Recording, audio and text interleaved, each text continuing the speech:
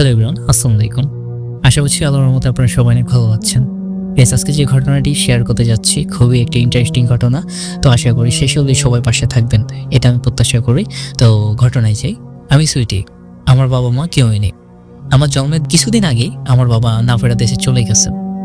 আমার জন্মের দিনেই আমার মা আমাকে ছেড়ে নাফেরা দেশে চলে গেছেন। আমি আমার নানা, ভাই আর নানির বাসায় থাকতাম। তারাই আমার দেখাশোনা ও লালন পালন করেছে। আমার বয়স যখন 4 বছর তখন আমাকে দত্তক দেন। তখন আমার খালামণির বিয়ে হয়নি।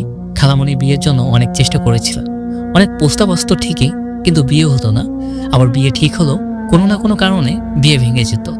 শেষ পর্যন্ত খালামণি ও তার পরিবার সদস্যরা জানতে পারলেন যে খালামণির বিয়ে বন্ধ করে রাখা হয়েছে। শুধু তাই নয়, তার কোনোদিনও যাতে বাচ্চা না হয়, আর বাচ্চা হলেও যাতে মৃত সন্তান হয়, এমন জটিল কালো জাদু করা হয়েছে।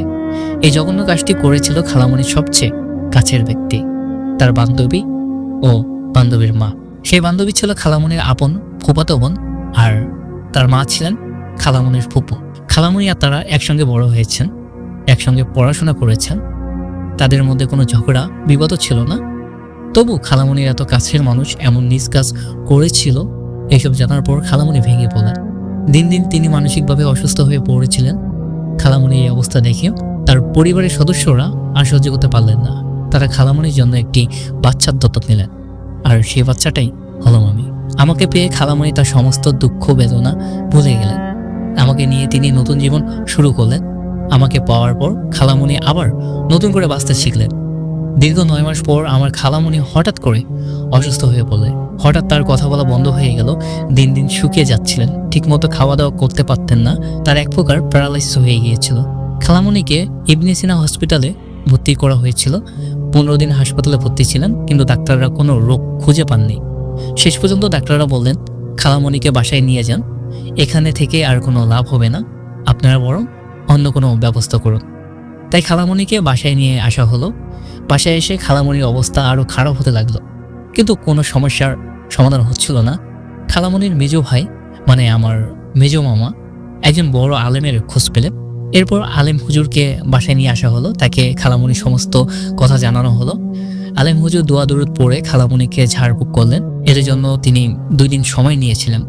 পরে আলেম হুজুর খালামণির হাজিরা দেখে বলেন, খালামণির উপর নিকৃষ্টভাবে অন্য সম্প্রদায়ের মানুষ দিয়ে মরণ বান করা হয়েছে। খালামণির নখ, চুল, পিরিয়ডের রক্ত, পেট আর আরবি হরফ উল্টো করে তাবিজ, এসব সবকিছু একটা আম গাছের নিচে পুঁতে রাখা হয়েছে। আরেকটি নদী আর একটি সমুদ্রের মাঝে ফেলে দেওয়া হয়েছে। এই জঘন্য কাজটি করেছে খালামণির আপন ফুপু আর ফুফাতো বোন। এবার তাদের সঙ্গে ছিল খালামণির দাদি, মেজ চাচা, চাচি এবং খালামণির আপন চাচাতো বোন। আলেম হুজুর বলেছিলেন, বড্ড দেরি হয়ে গেছে, আর কিছুই করা যাবে না। ঠিক এর 3 দিন পর আমার খালামণি নাফেরা দেশে চলে গেলেন। খালামণি মারা যাওয়ার পর আমি মানসিকভাবে অসুস্থ হয়ে পড়ি। তখন থেকে আমি প্রায় চুপচাপ থাকতাম, আনমনে নীরবে এক জায়গায় বসে থাকতাম। বেশ কিছুদিন ধরে লক্ষ্য করলাম, একটা লোক বয়স 19 কিংবা 20 হবে, আমার মতো সেই জায়গায় সামান্য দূরে গিয়ে বসে কাঁদত। সে প্রায় সেখানে গিয়ে কাঁদত। একদিন এমনও হয়েছে, রাত 2টো বাজে, তখনও সে অনেকক্ষণ ধরে কাঁদছিল। তারপর তার ভাই তাকে খুঁজতে খুঁজতে এসে তাকে বাসায় নিয়ে যায়।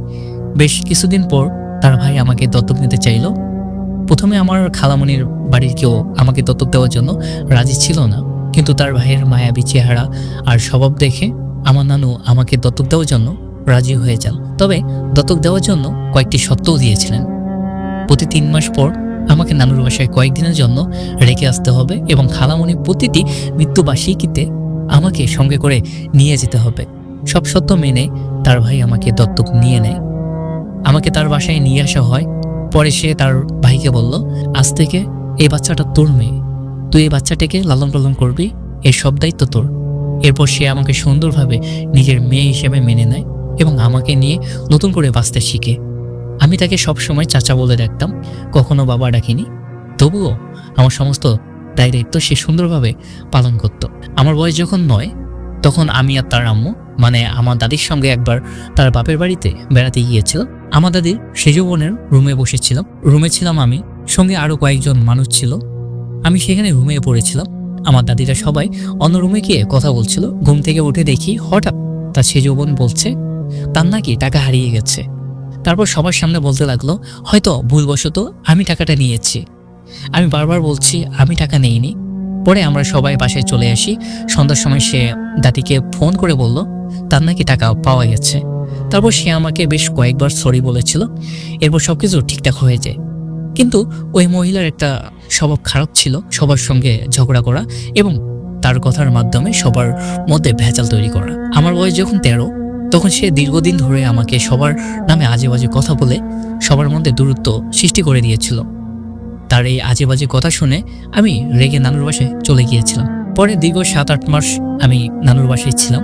হঠাৎ একদিন আমি নানুকে সব কথা খুলে বলি, এটাও বলি আমি আর কখনো ওই চাচাদের বাসায় যাব না, প্রয়োজনে না খেয়ে থাকবো। বেশ কিছুদিন পর ওই চাচা আমার নানুকে ফোন করে বললেন আমাকে তার বাসায় নিয়ে আসতে। নানু বলেন আমাকে আর দিবেন না। আমার বলা সব কথা তাকে খুলে বললেন। তখন সে, তার ভাই, মা বাবা সবাই আমার ভুল ভাঙাতে এসে আমাকে সঙ্গে করে নিয়ে যায়। আমি আসার বেশ কিছুদিন পর আমার ছোট চাচা আবার অসুস্থ হয়ে পড়ে। তার মুখ থেকে প্রায় রক্ত পড়তো। ডাক্তাররা কোনো রোগ খুঁজে পায়নি। পরে তাদের পরিচিত একজন আলেমকে সব জানানো হয়। আলেম হুজুর অনেক পরীক্ষা নিরীক্ষা করে বলেন তাকে কুফরি কালাম চালানো হয়েছে। আর এই জঘন্য কাজটি করেছে তার বড় খালার ছোট ছেলের বউ। আসলে তাদের প্রায় তার বড় খালার ছোট ছেলের বউ কুফরি কালাম চালাতো। শুধু তাদের নয়, সব আত্মীয়ারির ওপরে সে এটা করতো। কুফরি কালাম চালিয়ে সে তার বড় খালার বড় বউ হয়ে এসেছিল। কেউই তাকে বউ হিসেবে মেনে নেয়নি। শুধু তার ছোট ছেলের দিকে তাকিয়ে সবাই সবকিছু সহ্য করেছিল। আমার বয়স যখন 17, তখন আমিও অসুস্থ হয়ে পড়ি। আমি অকারণে কাঁদতাম, কারোর সঙ্গে কথা বলতাম না, ঠিকমতো ইবাদত করতে পারতাম না, খাওয়া দাওয়াও ঠিকমতো করতে পারতাম না। আমাকে অনেক ডাক্তারের কাছে নিয়ে যাওয়া হয়েছিল। ডাক্তাররা কোনো রোগ ধরতে পারেনি। পরে নিকটস্থ একজন আলেমকে আমার সব জানানো হয়। আলেম হুজুর অনেক পরীক্ষা নিরীক্ষা করে বলেন আমাকেও কুফরি কালাম চালানো হচ্ছে। আর কে করেছে সেটাও তিনি বলে দিয়েছেন। এরপর থেকে আমি প্রায় অসুস্থ থাকতাম। আমাকে এবং আমার ছোট চাচাকে বারবার কুফরি কালাম চালানো হচ্ছিল। ছোট চাচাকে কুফরি কালাম চালানোর একটাই কারণ, তার কাছে তার ছোট বোনের বিয়ের প্রস্তাব দেওয়া হয়েছিল, কিন্তু চাচা বেকার অবস্থায় বিয়ে করতে চাননি, তাই প্রস্তাব ফিরিয়ে দিয়েছিলেন। সেই রাগে জিতে আমার ছোট চাচাকে কুফরি কালাম চালানো হতো, আর আমাকে চালানো হতো যাতে আমি তাদের জীবন থেকে সরে যাই। পরে আমার মেজো চাচা আমাকে ফিনল্যান্ড নিয়ে যান। সেখানে আমি আবার নতুন করে জীবন শুরু করি। এখন আমি বেশ ভালোই আছি, কিন্তু ওইসব মানুষকে আমি অনেক ঘৃণা করি।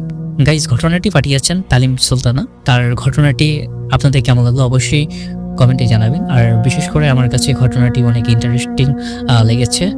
তো দেখা হচ্ছে সুন্দর একটি নতুন ঘটনায়। আল্লাহ হাফেজ।